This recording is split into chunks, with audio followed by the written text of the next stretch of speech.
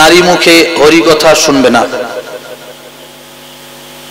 যে পুরুষ অথবা যে পিতা কন্যা অথবা পত্নীকে জীবিকা নির্বাহের জন্য মঞ্চে তুলে দেয়, তার বক্তব্যের দ্বারা অর্থ উপার্জন করে জীবন ধারণ করে, সে পুরুষ, সে পিতা নরকে গতি হয়।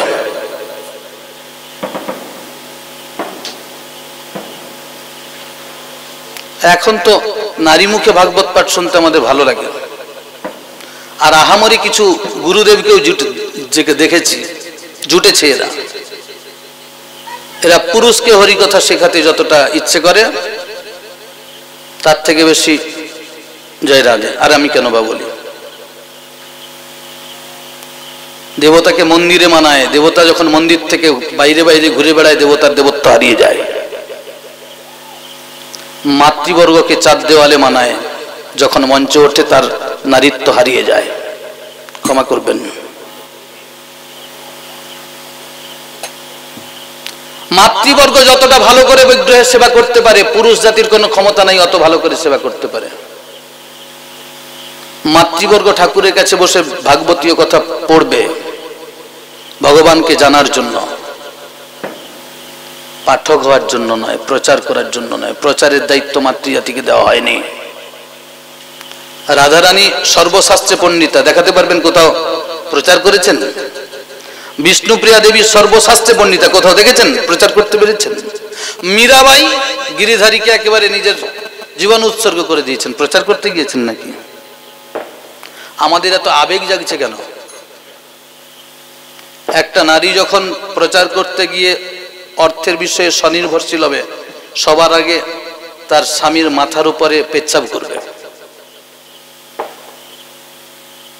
যত নারী এই জগতে যে কোনো বিষয়ে অর্থ সম্পর্কে স্বনির্ভরশীল, সেই সব নারী বাবাকেও মানে না, পতিদেবকেও মানে না, কাউকে মানে না। সে ডেসপারেট হয়ে যায়, সে তার ফলে তার সতীত্ব হারিয়ে যায়, তার নারীত্ব হারিয়ে যায়।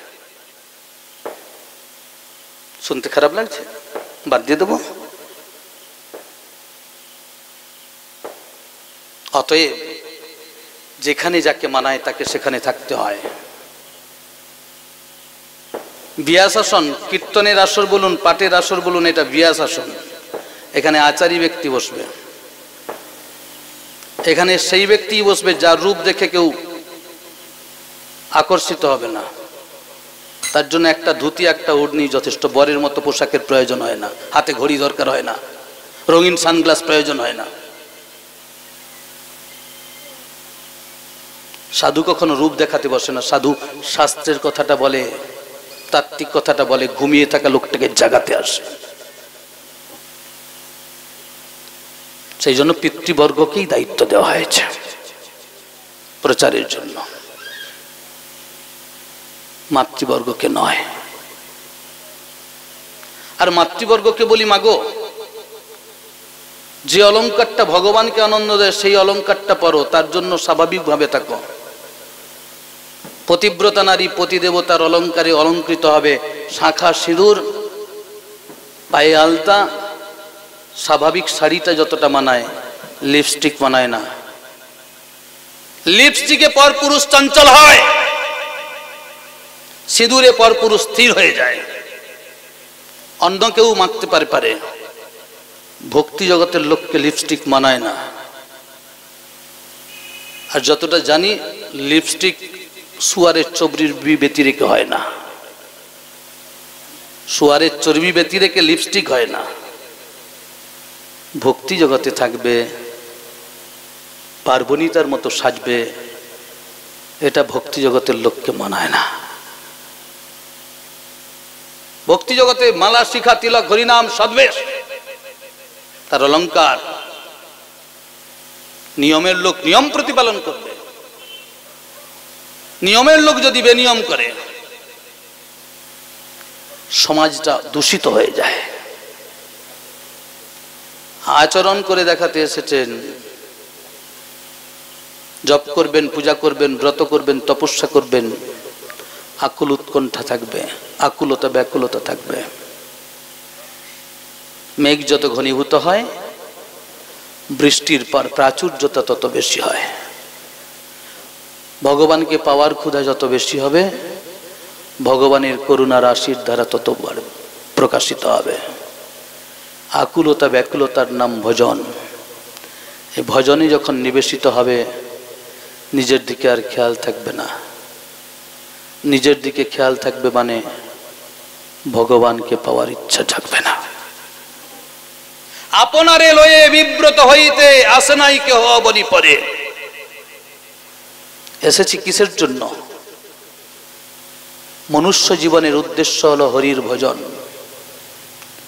নৃদয়ম আদ্যং সুলভং সুদুর্লভম প্লবং সুকল্পং গুরুকর্ণধারম ময়ানুকূল্যেন নবস্বতীর্থং ন তরেৎ স্বাত্মহা। জীবনের উদ্দেশ্য হরির ভজন। হরির ভজনটাকে জানতে গেলে হরির ভক্তের কাছে পৌঁছতে হবে, সাধুর কাছে পৌঁছতে হবে। সাধুর কাছে কিভাবে গেলে সাধুর কৃপা পাওয়া যায় এই জব সেন্সটা থাকতে হবে। Job sense, efficiency, organiser. সাধুর কাছে কখনো লিপস্টিকে মানায় না, সাধুর কাছে তিলকে মানায়। সাধুর কাছে বেমানান পোশাকে মানায় না, সাধুর কাছে সাধারণ পোশাকেই মানায়। তিতিক্ষব কারণিকা শহীদ সর্বদেই নাম অজাত শত্রব শান্ত সাধব সাধুভূষণা।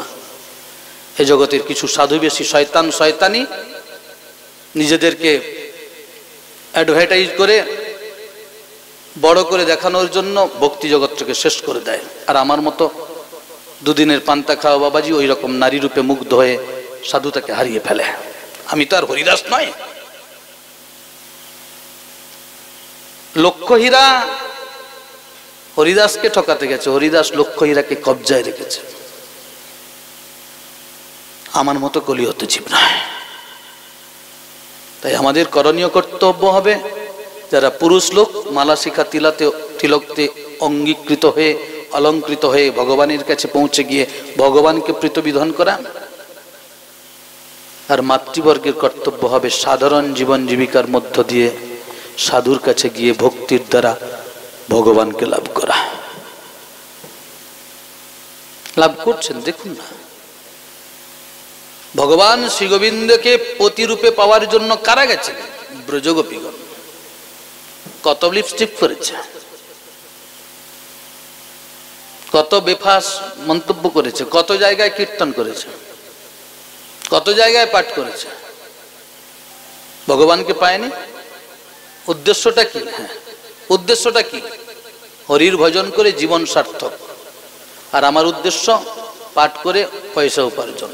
শালা আমি 1 নম্বর শয়তান। যদি কেউ চুক্তি করে এভাবে পাঠ করে কীর্তন করে এগুলো শয়তানের দল। আর চুক্তিবিহীন যদি আসে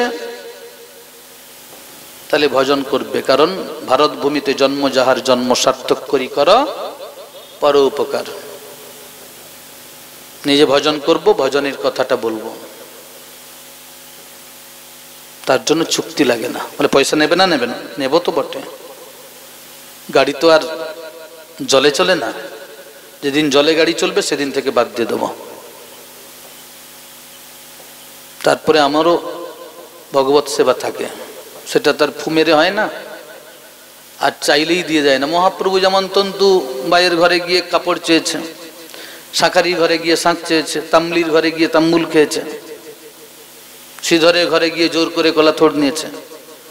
আর আমি যদি ওরকম করি একটাও জুতো বাইরে থাকবে না, সব পিঠে পড়বে।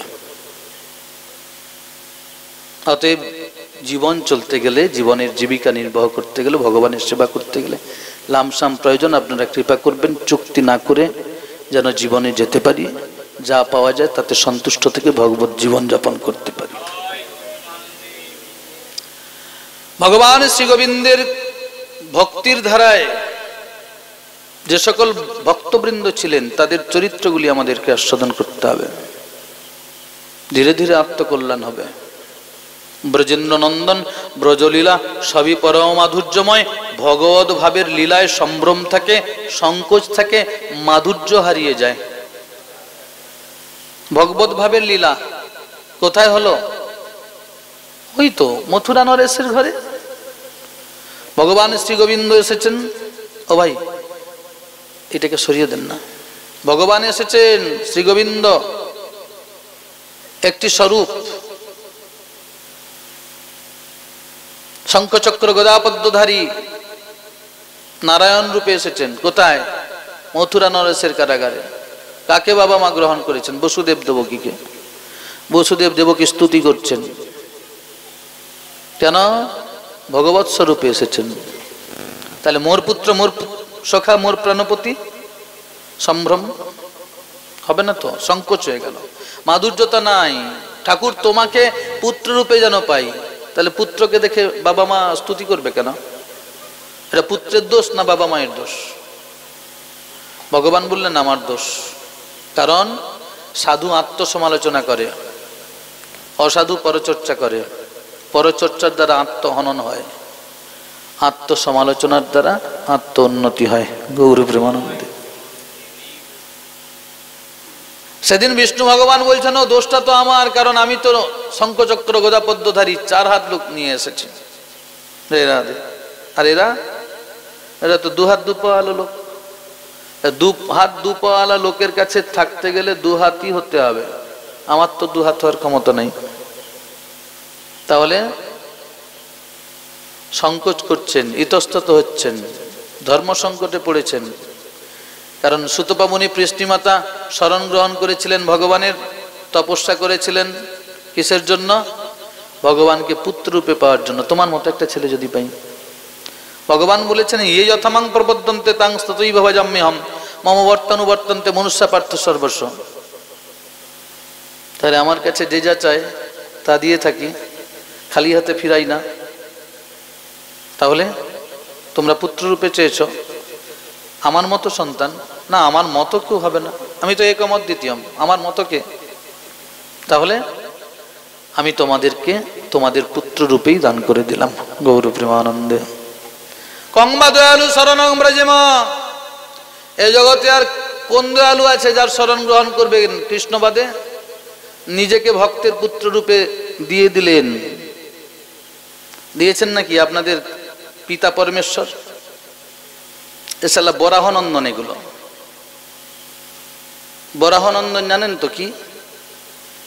এগুলো শান্তির মেয়ে, শান্তির ছেলে। কোনগুলো বলুন নাকি? যারা নিজের ধর্ম ছেড়ে দিয়ে পরের ধর্ম গ্রহণ করে। সালা বাপকে বাপ বলে ডাকে না, মেশাকে বাপ বলে ডাকে। আরে বাবাকে যদি সম্মান না করতে পারি, তাহলে মেশোকেও সম্মান করতে পারবো না। আমরা এখন মেশোকে বেশি সম্মান করি। নিজের ধর্ম সম্পর্কে আলোচনা হলে যাওয়ার সময় নাই।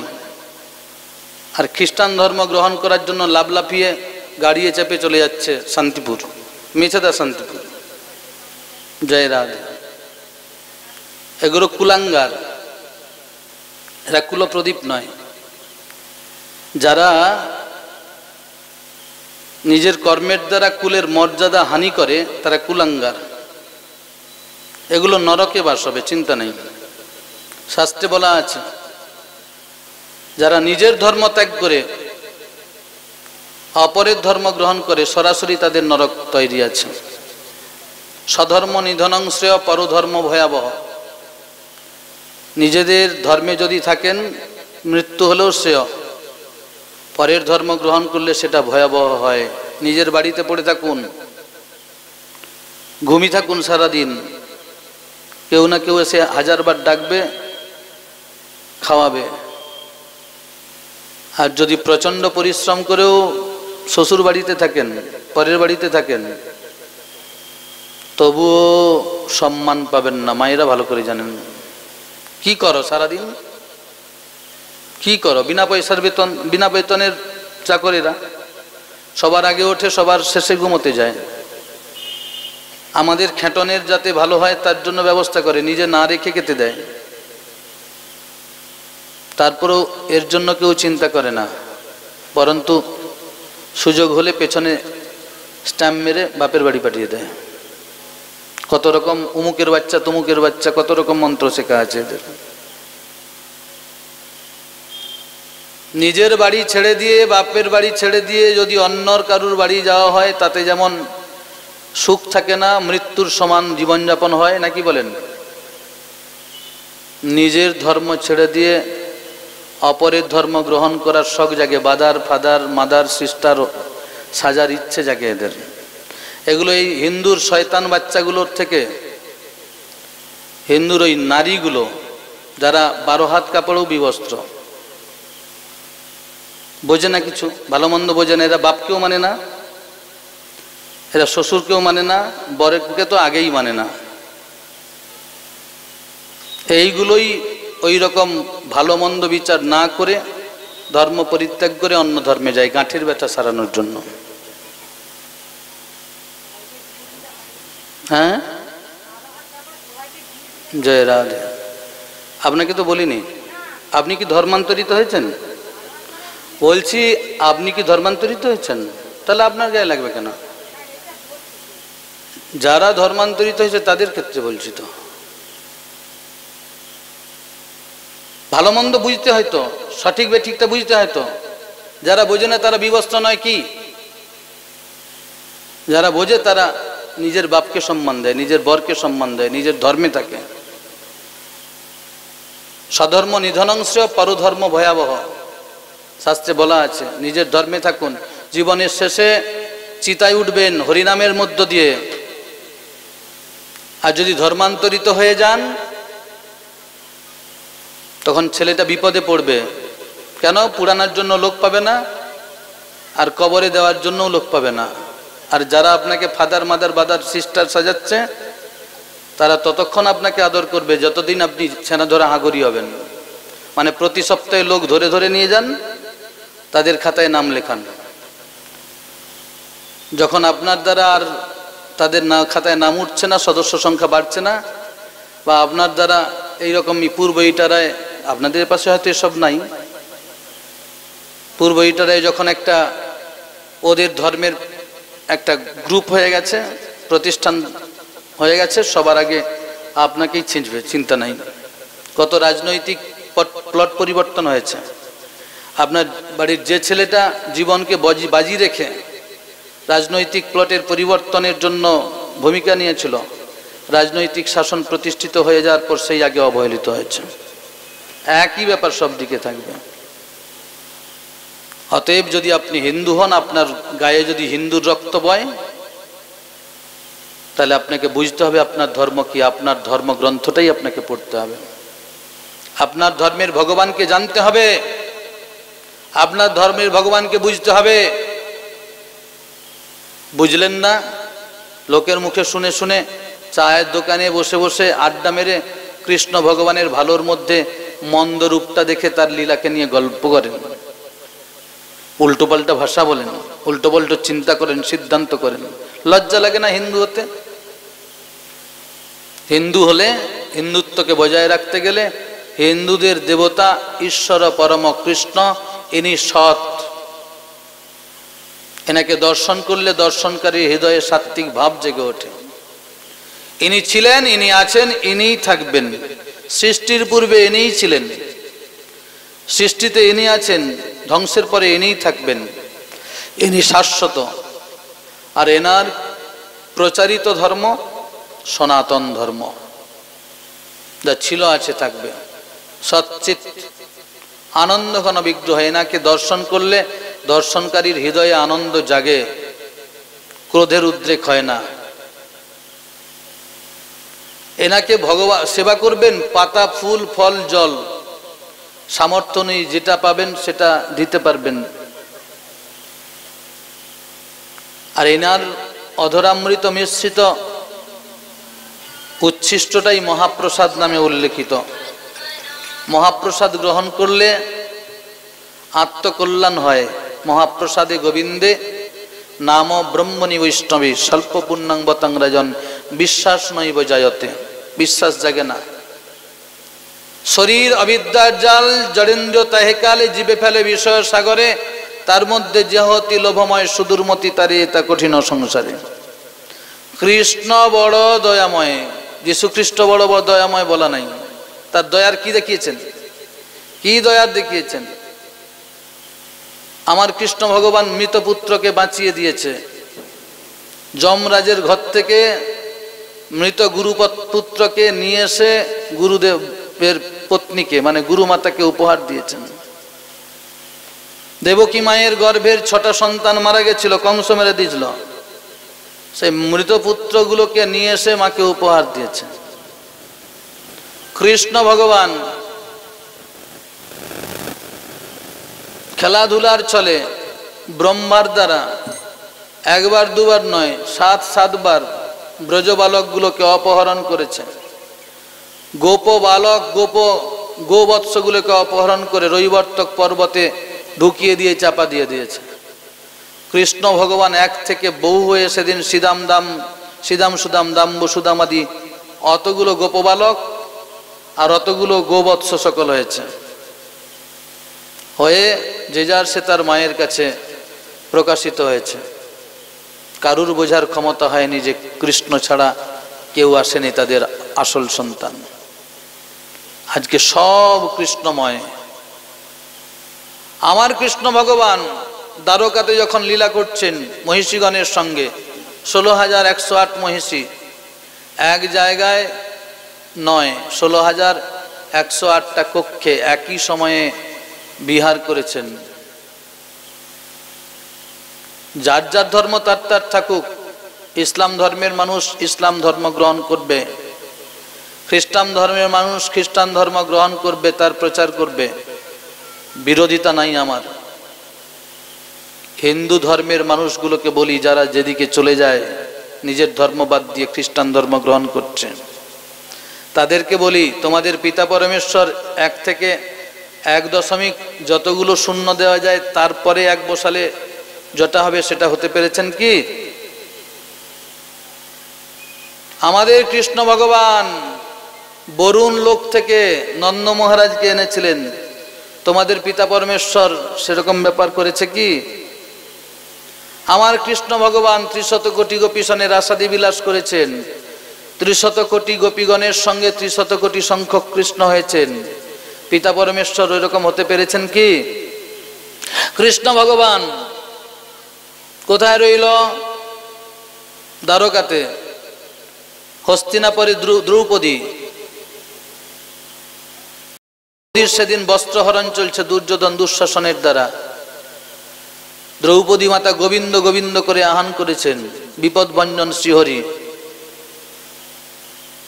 দ্বারকাতে থাকলেন কিন্তু বস্ত্র কি করেছেন? জুগিয়ে গেছেন।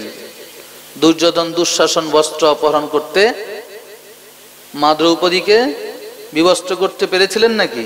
পারেন নাই। রাখে হরি। তোমাদের পিতা পরমেশ্বর এরকম কিছু লীলা করেছে নাকি? আমার কৃষ্ণ ভগবান অক্ষয় অব্যয় অজনী সম্ভবা, অবিনাশী তত্ত্ব, মারতে এসে কেউ মারতে পারেনি।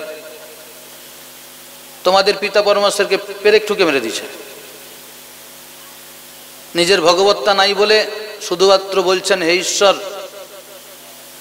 এরা কি করছে এরা জানে না, এদেরকে ক্ষমা করো। দুর্বল লোক এরকম কথা বলে।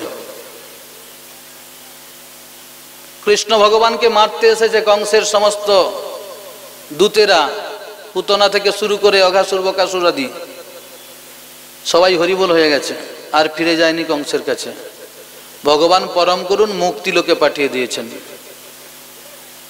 তোমাদের পিতা পরমেশ্বর একটা সাপের সঙ্গে লড়াই করে তাকে মেরেছে নাকি? আমার কৃষ্ণ ভগবান বহিঃপ্রকাশিত হয়েছে নন্দ মহারাজের গৃহে, নাভিচ্ছেদন করতে হয়নি, কারণ নাভি পদ্ম ছিল, নাভির নাল নাই। তোমাদের পিতা পরমেশ্বর বলে যাকে বলো, সেজনই সম্ভবা, তার নাভিচ্ছেদন করতে হয়েছে। মানুষ, ভগবান নয়। মহামানব বলতে পারেন, পুরুষ বলতে পারেন, পুরুষোত্তম নয়, লীলাময় তো নয়। বুঝতে হবে তো কথাগুলো, না যাই যাক চকচক করে তাই শোনা। এর জন্য ভাগবতে আসতে হবে, এর জন্য নিজের ধর্মকে জানতে হবে। প্রতিদিন গীতার একটা করে শ্লোক পড়তে হবে। ভগবান বলেছেন যে আমার সামনে নৃত্য করে, আমার নাম কীর্তন করে, আমি প্রীত হয়ে যাই। আমাকে বশীভূত করে আমার ভক্ত। আমার নামের মাহাত্ম্য ভগবান নিজে বলছেন নামের মাহাত্ম্য প্রসঙ্গে। এগুলো প্রায় আপনাদের কাছে হয়েছে কখনো? সেই দিন বলছেন জন্নামধিয়ং ম্রিয়মানো আতুর পতন স্খলন বিবশ গৃণন পুমান বিমুক্ত কর্মর্গল উত্তমাঙ্গতিহি প্রাপ্নতি যক্ষন্তি ন ত্বঙ্কলৌ জনাহা। আসন্ন মরণ, আতুর, পতিত, স্খলিত ব্যক্তিও বিবশ দশায় যার নাম উচ্চারণ করলে কর্মবন্ধন থেকে বিমুক্ত হয়ে যায়, উত্তমাগতি লাভ করে কলিযুগে জনগণ সেই সব সংকীর্তনের দ্বারাই অর্চনা করে নিজের আত্মকল্যাণ করবে।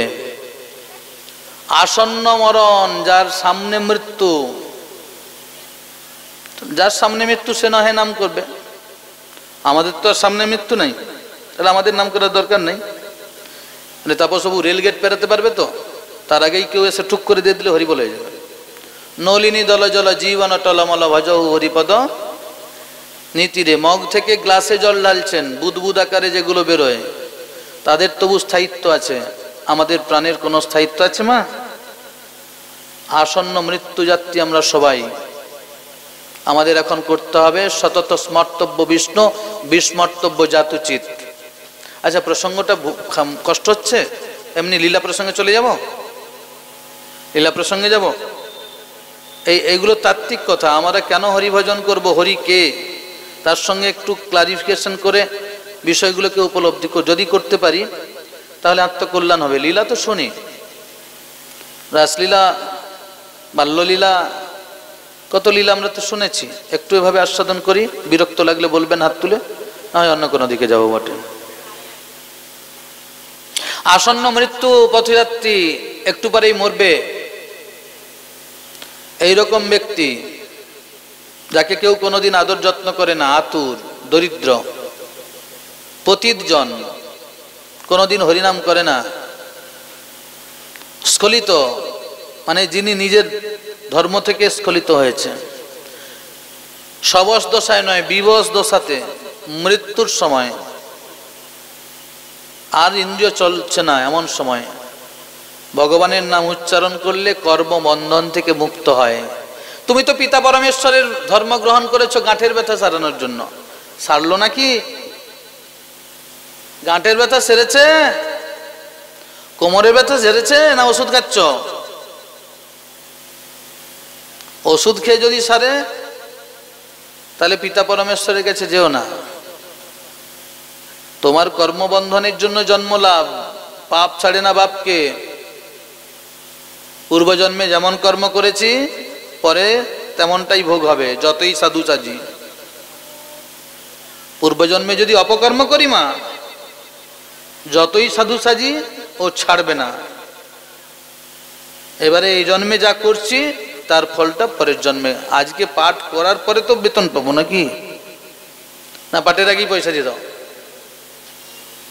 পূজার পরে তো প্রসাদ, না আগে প্রসাদ তারপরে পূজা? জয় রাধে। আগে পূজা, তো আগে তো রান্না হবে, তারপর তো সেবা দেওয়া হবে, ক্রম আছে তো। পূর্বজন্মের কর্ম ফল আপনাকে আমাকে সবাইকে ভোগ করতে হবে। কৃষ্ণও ছাড়েনি, কৃষ্ণকেও কর্মফল ভোগ করতে হয়েছে। জয় রাধে। ভোগ করতে হয়নি? জরা নামনি ব্যাধের কৃষ্ণ যার বংশে এলো, যদু বংশে তো নিঃশেষ হয়ে গেল। কেন? মায়ের কোল খালি করে নিয়েছে ধর্মকে রক্ষা করতে গিয়ে। সেই মা অভিশাপ দিয়ে দিল, আমার এক কম 100টা পুত্র থাকা সত্ত্বেও মা বলে ডাকার কেউ নেই, আমি কৃষ্ণ তোমাকে অভিশাপ দিলাম, যদুকুলে বাতি দিতে কেউ থাকবে না। কি কর্মবন্ধন থেকে মুক্তি পেয়েছে নাকি? জয় রাধে। আর আপনি বলছেন আমার নিজের ধর্ম ব্যতি রেখে খ্রিস্টান ধর্ম গ্রহণ করলে গাঁঠের ব্যথা সেরে যাবে। ভণ্ডামি। ওগুলো এক একটা ঝড় আসে, আনন্দপুরে শিকড় বেঁধে দিলে সব রোগ সেরে যায়। কৃষ্ণ কালী মায়ের কাছে গেলে সব ভালো হয়ে যাচ্ছে। ওগুলো এক একটা সময় আসে যারা ওই কর্মের সঙ্গে থাকে তারা গুরু বলে নিজেদেরকে প্রচার করিয়ে নিয়ে কিছু করে নেয় সংক্ষিপ্ত সময়ের জন্য, দীর্ঘ সময়ের জন্য নয়। এখন আর আনন্দপুরে শিকড় বাঁধা হয়নি।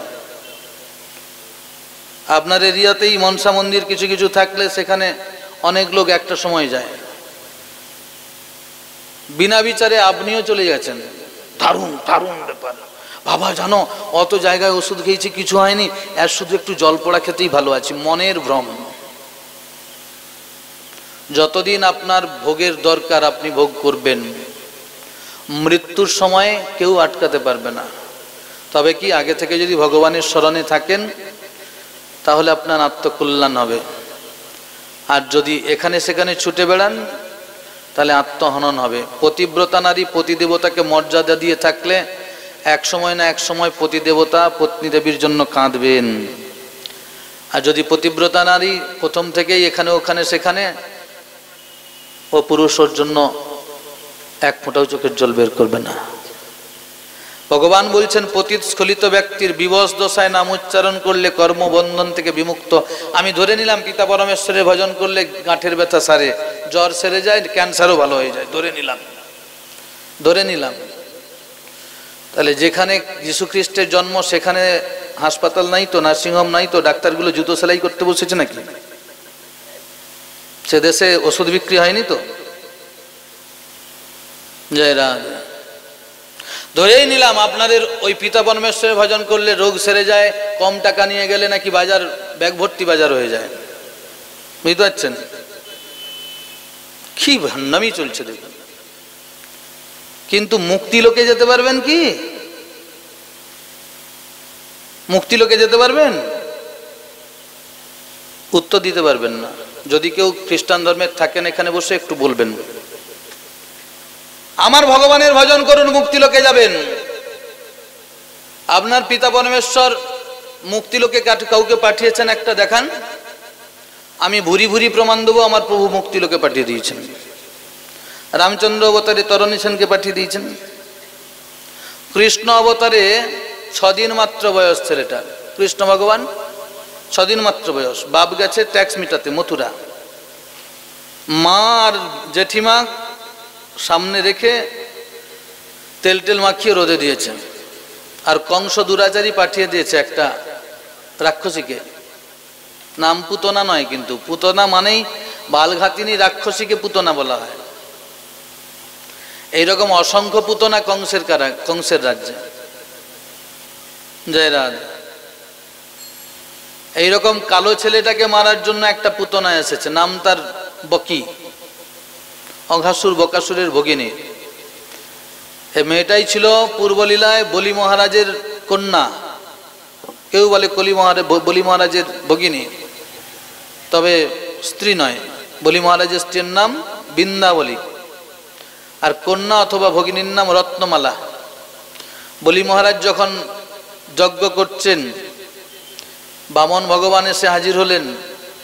ও ছেলেটাকে দেখে রত্নমালার মনে হলো এরকম ছেলে যদি আমার হতো নারী জীবনটা সার্থক হতো।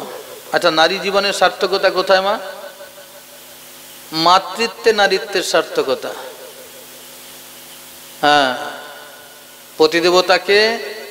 পতিদেবতার ঔরসটাকে গর্ভে ধারণ করে বহু কষ্ট সহ্য করে জীবনকে বাজি রেখে গর্ভের সন্তানটাকে আলোর পথ দেখিয়ে পতিদেবতার কোলে যখন তুলে দেয়, নারী জীবনের এটাই শ্রেষ্ঠ উপহার। জয় রাধা। নারী জীবনের শ্রেষ্ঠ আনন্দের দিন যেই দিন চিরসঞ্চিত স্নেহধারা সন্তানের মুখে তুলে দেন রাধের সামনে, তাকে বলা হয় আনন্দের ধারা। সেই মেয়েটা সেদিন বলেছিল যদি মা হতে পারতাম। ভগবান বললেন তুই মা হতে পারবি না, কিন্তু তোর যে নৈবেদ্যটা রাখলি ওটা আমি কিন্তু গ্রহণ করব। পাতা ফুল ফল জল তুই স্নেহধারা দিবি আর নেব না, এটা হয় নাকি? রাধে রাধে। কিন্তু আজকে পিতা পরমেশ্বরের সঙ্গে আমাদের ভগবানের একটু পার্থক্য করিয়ে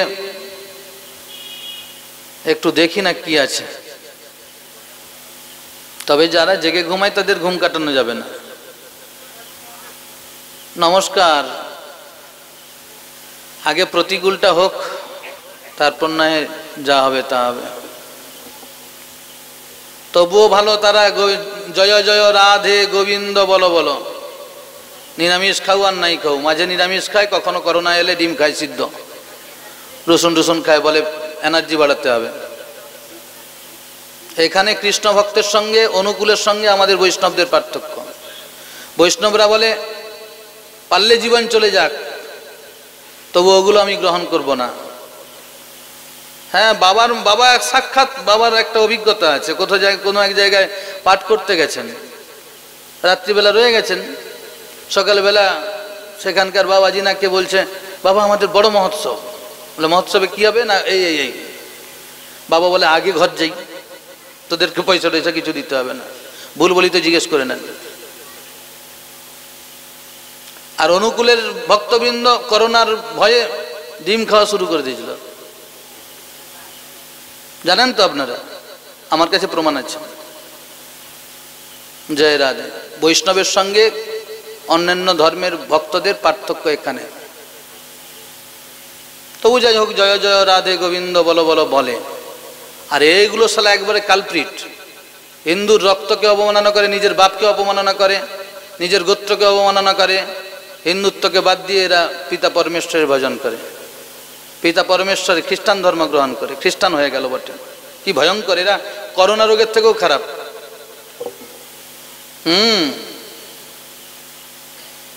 ভগবান শ্রীগোবিন্দ বামন রূপে এসেছেন, রত্নমালা বললেন এমনটা ছেলেটা যদি আমার হতো। ভগবান বামন ভগবান বলছেন পাবি না, তবে তোর নৈবেদ্যটা গ্রহণ করব। আসছি, তুইও আয়, আমিও আসছি। কোথায় এলেন? বলে রত্নমালাই এখন বকি হয়ে এসেছেন, বকাসুর অঘাসুরের ভগিনী বকি। ইতিমধ্যে ইনি পুতনা রূপ ধারণ করেছেন। ভগবানের বয়স মাত্র 6 দিন। এসেছেন, কিন্তু মা যতক্ষণ সন্তানের কাছে থাকে, যমদূতেরও ক্ষমতা নাই, যমরাজেরও ক্ষমতা নাই যে মায়ের কোল থেকে সন্তানকে তুলে নিয়ে যায়। পতিব্রতা নারী যদি পতিদেবতার কাছে যতক্ষণ থাকবে, পতিদেবতার মৃত্যুটা হতে পারে না। কুষ্ঠবিপ্রের রমণী সতীত্বকে বজায় রেখেছে। সূর্য উঠলে পতি মরবে, তো সূর্য উদিত হতে দেব না। জয় রাধে। সতী নারীর পাতিব্রতা ধর্মের দ্বারা পতিদেবতার মঙ্গল হয়, আয়ু বৃদ্ধি হয়, যশ বৃদ্ধি হয়। ধর্মান্তরিত নারী কোনোদিন পতিদেবতার আত্মকল্যাণ করতে পারে না। রত্নমালা এসেছেন, ঢুকতে পারছেন না, মা যশোমতী আছে বলে। মা যশোমতী সহজ সরল বলে এসেছে, মা লক্ষ্মী দেবী এসে, লক্ষ্মীর মতোই তো সেজে এসেছে। এরা তো মায়াবী রূপ ধারণ করতে পারে রাক্ষসীরা। আরে যে রূপে মাতৃভাবটা জাগরিত হয় সেই রূপে এসো, পরপুরুষ স্থির হবে। যে রূপটা প্রকাশিত হলে সাধুরও সাধুতা চলে যায়, এসো না, সে পোশাকটা পরো না, সাধু হারিয়ে যায়। সেই মুহূর্তে না হারিয়ে গেল। মায়ের মতো রূপ সেজে এসেছে, ভালো জিনিস। আমার মা যশোমতী বলে মনে হয় মা লক্ষ্মী দেবী এসেছেন আমার ছেলেটাকে কৃপা করবে বলে। আমরা সরে যাই, আমরা তো মানুষ। সর্বোত্তম হইয়া আপনাকে হীন করি, মানে কৃষ্ণ কৃপা করিবেন দৃঢ় করি জানেন। যেই না চলে গেলেন, পুতনা এসে হাজির। মায়ের থেকে মাসির দরদ বেশি। তুলে নিলেন, এইটুকু ছেলে তোরা মালা মান আর রাক্ষসী, এইটুকু বাচ্চা ছেলেটাকে এইরকম রোদে রেখেছিস, মুহে বেরলে ফেলে রেখেছিস। তুলে নিয়েছেন আদর করে, যত্ন করে। দেখুন, যে যেমন লোক নিজেকে দিয়ে অপরকে বিচার করে, করাপ্টেড দূষিত লোকগুলো নিজে দূষিত, অপরকে বলে মানে ওই লোকটাও আমারই মতো দূষিত। নিজেকে দিয়ে কখনো বিচার করা যাবে না। কারুর সম্বন্ধে জানতে গেলে তার সঙ্গে দিনে মিশতে হবে, রাতে মিশতে হবে, তবে বোঝা যায়। মা না রাক্ষসী, তুই আগে মা হয়ে দেখ, তারপর তো রাক্ষসী চিনবি কাকে। রাক্ষসী বলে রাক্ষসী বলছে, তুলে নিয়েছেন। কিন্তু তুলে নিলে কি হবে? যে পোশাক, পোশাকের একটা ব্যাপার আছে বাবা। আপনি যেমন পোশাক পরবেন, আপনি আপনার মনটা সেভাবে পরিচালিত হবে। যেদিন ভালো পরিষ্কার পোশাক পরেছেন, মনের মধ্যে স্বচ্ছতা। দুর্গন্ধযুক্ত ময়লা পোশাক পরেছেন, মনের মধ্যে একটা বিতিকিস্ত্রী ব্যাপার। সাধুকে সাধু বেশটায় মানায়। গৌড়ীয় বৈষ্ণবজন শুভ্রবর্ণের ধুতি ওড়নি ব্যবহার করবেন, তার দ্বারা তার সাত্ত্বিকতা বজায় থাকে। আমরা তো বুড়া বয়সে রঙিন কাপড় পরে দেখাতে চাই কিছু একটা, দেখ কেমন লাগে। আর যা পরে হোক, ভজন আনন্দী হতে পারেন নাই। মায়ের বেশে এসেছে, তাই মাতৃ স্নেহটাই প্রকাশিত হয়েছে। আদর করছে, যত্ন করছে। আর অতিরিক্ত আদর যত্ন করতে করতে কি হবে মা? হৃদয় ধারা চঞ্চল হয়ে যাবে না? আপনার মায়েরা ভালো করে জানেন, যে মায়েদের সন্তান আছে অথবা দুগ্ধবতী, অন্য কোনো মায়ের সন্তানকে কোলে তুলে নিলে আদর করতে করতে, যত্ন করতে করতে হৃদয়টা চঞ্চল হয়ে যায়। তখনই সে বলে, দেখি তোর দিদি, দেখি তোর বেটাকে আমার স্নেহদারটা খাইয়ে দেখি, খায় নাকি। আরে বাচ্চা ছেলে তো, আর মা তো সকলেরই মা। মায়ের আবার কোনো জাত আছে নাকি? মায়ের ভিন্নতা আছে নাকি? মায়ের কোনো ভিন্নতা নাই। মা মাটি, একেবারে খাঁটি। আর শিশুমন নির্মল, সে বিভেদ জানে না। তা মা এখন মাতৃবেশে আদর করে, যত্ন করে, হৃদয় ধারা বিগলিত হয়, বাচ্চা ছেলেটা খেয়ে নেয়। আদর করছে, যত্ন করছে। হতে পারে পুতনা রাক্ষসী, কিন্তু মাতৃভাবে এসেছে, মায়ের বেশে এসেছে, হৃদয় ধারা চঞ্চল। আমি এটাকে আদর করছি কেন, যত্ন করছি কেন? আমি তো এটাকে মারতে এসেছি। আমি এটাকে যদি না মারতে পারি তাহলে আমার মৃত্যু হয়। কে নিজেকে মরতে চায়? এই জগতে কেউ কি নিজেকে মরতে চায়? এই জগতে কেউ নিজেকে মরতে চায় না, অপরকে মারতে চায়। তাই বাচ্চা ছেলেটাকে মারতে হবে। কালকুট বিষ মাখানো স্নেহ দ্বারা নিয়ে এসেছে। আমাদের একজন ভাবুকজন বলছেন, ঠাকুর জেগে ওঠো, মারতে এসেছে, বিষযুক্ত দুধটা খাওয়াতে এসেছে। জয় রাধে, জেগে ওঠো, এখনো কেন ঘুমিয়ে আছো? ভগবত স্বরূপ আর নর স্বরূপ, মানব স্বরূপ, এখন মানবের মতো, মানব শিশুর মতো। ভাবুকজনকে যেন উত্তর দিচ্ছেন, আমি যদি তাকাই ও তাহলে আমাকে মারার ইচ্ছাই করবে না। আমার দর্শনের সঙ্গে ওর দর্শনটা মিলে গেলে ওর মধ্যে সাধুতা আসবে, ও আর আমাকে মারতে ইচ্ছে করবে না। ওর যদি মারতে না ইচ্ছে যায় তাহলে আমাকে স্নেহধারাটা দেবে না। কি ও তো জানে? আরে আপনারা কেউ জানেন না আমি কেমন? আমি তো নিজেকে জানি আমি কেমন, নাকি বলেন? অনুরূপ ভাবে ও তো জানে আমি স্নেহধারাটা নিয়ে এসেছি বিষ মাখিয়ে। আমি যদি তাকাই, ভগবান যদি তাকায় ভক্তের দিকে, ওই পুতনার দিকে, পুতনার মারতে পারবে না, আর স্নেহধারাটা দেবে না। আর ভগবান বলে রেখেছেন, ও যদি স্নেহধারা না দেয় তাহলে ওর ইচ্ছেটা পূরণ হবে না, যে ও আমাকে স্নেহধারা দিয়ে নিজের জীবনটাকে কৃতকৃতার্থ করতে চায়। ভাগবত লজিক, ভাগবত যুক্তি সাপেক্ষের কথা বলে, সিদ্ধান্ত প্রতিষ্ঠা করে। সিদ্ধান্ত করিতে কভু না কর অলস, শ্রীকৃষ্ণে যাহাতে লাগে সুদৃঢ় মানস। কৃষ্ণই ভগবান আজকের রাষ্ট্রদানের বিষয়, আর কেউ ভগবান নয়। আমাদের মহাজন বলছেন, একলে ঈশ্বর কৃষ্ণ আর্ষবৃত্ত। কৃষ্ণই ভগবান। কেমন ভগবান? কিসের ভগবত্তা আছে? বাপের পৌরুষত্ব থাকলে তাকে তাহলে বাবা বলে ডাকা যাবে। যার পিতৃত্ব, যার ঔরসের জোর নাই, যার পিতৃত্ব নাই, তাকে পিতা বলবে কে? কুমারী মেয়েকে মা বলে ডাকে কেউ? যার সন্তান হয়নি বাবা বলে ডাকে কেউ? পিতৃত্ব থাকতে হবে, গুরুদেবের গুরুত্ব থাকতে হবে, মায়ের মাতৃত্ব থাকতে হবে, ভক্তের ভক্তি থাকতে হবে, ভগবানের ভগবত্তা থাকতে হবে। এইখানে দেখাচ্ছেন, আমি যদি তাকাই ও আমাকে মারবে না, মারার ইচ্ছে করবে না। মারার ইচ্ছে করবে না মানে স্নেহধারাটা দিবে না। স্নেহধারাটা না দিলে ওর দেওয়া নৈবেদ্যটা আমার গ্রহণ করা হবে না, তাহলে ওই শ্লোকটা যে যথামাং প্রপদ্যন্তে, ওই শ্লোকটা বেকার হয়ে যাবে, আমি বাচলতা করব না। বলে আরে বিষ দেবে যে তোমাকে, বিষ খাবে তুমি? বলে বিষ খাওয়া আমার অভ্যাস আছে। জয় রাধে। আমি বিষকে জগৎকে জানাতে চাই আমি অমর, আমি অক্ষয়, আমি অব্যয়, আমি অবিনাশী দত্ত, আমি বিনাশ প্রাপ্ত হই না, সব বিনাশ প্রাপ্ত হয়ে যায়। আচ্ছা জোরে বলছি বলে ভাববেন না মেজাজ দেখাচ্ছি। আমার, আপনি কি বললেন আপনার বিষ খাওয়া অভ্যাস আছে? বলে হ্যাঁ। মানে কবে খেয়েছেন? বলে আগো সেই দিন হিরণ্যকশিপু তার ছেলেটাকে মারার জন্য কত কত কৌশল তৈরি করল, কোনোভাবেই মারা যায়নি। হিরণ্যকশিপু সেই দিন কয়াধু মাতাকে ডাকলেন, এই কয়াধু এসে পাশে। এলেন, আমাদের মতো তো নয়, 1000 বার ডাকলেও সাড়া নাই। আমাদের এই জগতে অনেক মাতৃবৃন্দ আছেন, পতিদেবতা ডেকে যদি গলা ফেটেও যায় সাড়া নাই, তারপর রেগে মেগে এসে বলবে বুড়া ষাঁড়ের মতো ডাকোটা কেন, কি হয়েছে, 2টি মুড়ি বেড়ে খেতে পারো না? রাধে রাধে। এরা সতী নারী, এরা অনুসুয়ার থেকেও ভালো। রাধে রাধে। কয়াধু মাতা এরকম নয়। কয়াধু মাতা এসে বলছেন সাধ্বী রমণী পতির বাক্য প্রতিপালন করে।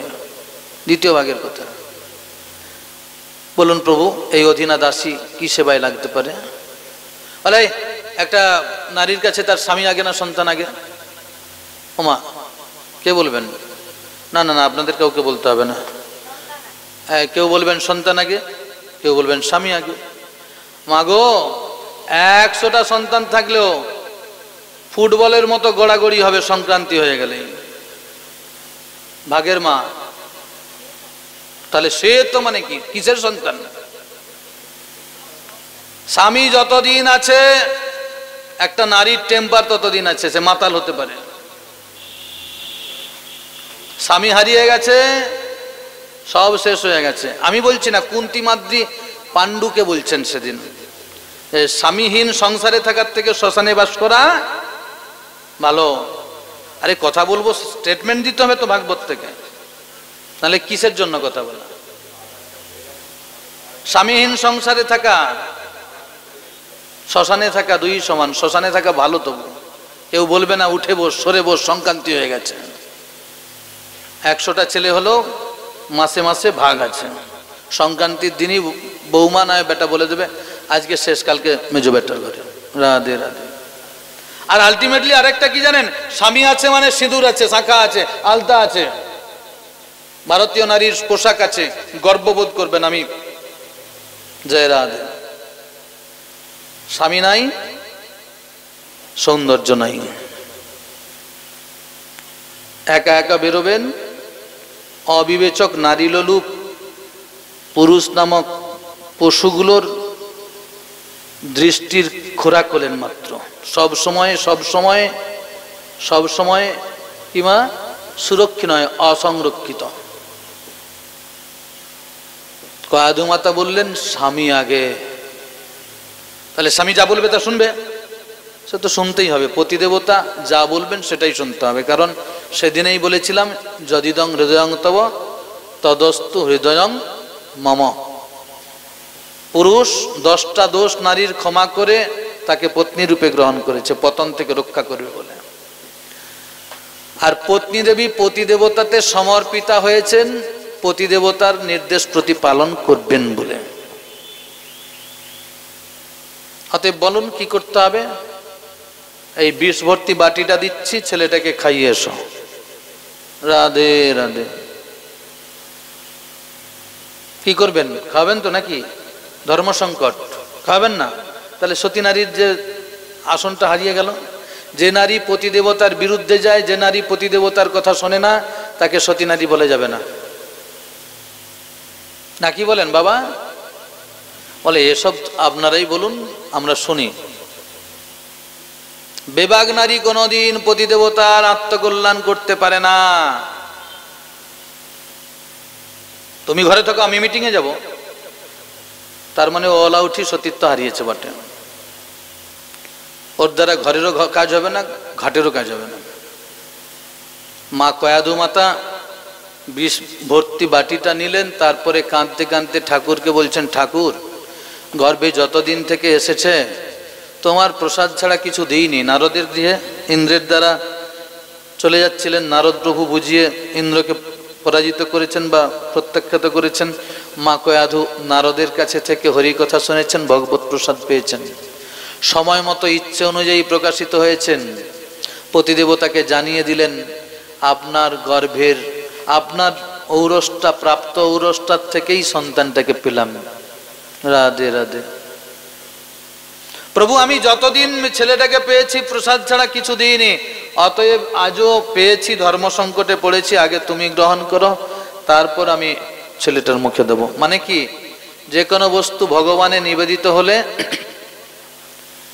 তার বস্তু দোষটা কেটে যায়, গুণের প্রকাশ হয়। আর যখন ভগবানকে না দিয়ে হাউ হাউ করে নিজে খাবেন, বস্তু দোষটা থেকে যায়, তাতে মন চঞ্চল হয়। এবারে ভগবানকে যেটা দেওয়া যায় সেটা আপনি দেবেন, যেটা দেওয়া যায় না সেটা আপনি দেবেন না। আমরা তো এমন বেহেড জানেন, মাংস ভাত খাচ্ছি, মাংস ভাত মাখিয়ে, ওটা কাকে দিলি রে? আরে সেটা কি খায় না মাথায় মাখে? ভগবানের মানে রোদ, সূর্য আর সূর্যের কিরণ। সূর্য যদি পরমাত্মা ভগবান হন, কিরণটা হলো আমাদের জীবাত্মা স্বরূপ, বা জীবাত্মাটা হলো এই কিরণের স্বরূপ। তার সঙ্গে ভেদ সম্বন্ধ আছে, অভেদ সম্বন্ধ আছে। ভেদ কি? তিনি পরব্রহ্ম, আমি জীবাত্মা, তিনি পরমাত্মা। অভেদ কি? অভেদ মানে ভেদ নাই, তিনি আমি, তিনি আমার ভেতরে আছেন, আমি তাই, উনি আছেন বলে আমি সচল। এটা বুঝেই আমাদের ঠাকুর গান গেয়েছেন, আমার হিয়ার মাঝে লুকিয়েছিলে, দেখতে আমি পাইনি তোমায়, দেখতে আমি পাইনি, তুমি ছিলে আমার কাছে, তুমি ছিলে, আমি তোমার কাছে যাইনি, আমার হিয়ার মাঝে লুকিয়েছিলে। ভগবান বলছেন, বীজ রূপে আমি পিতা। সঞ্চয় করে রাখার নাম ধর্ম, হারিয়ে ফেলার নাম অধর্ম। রাধে রাধে।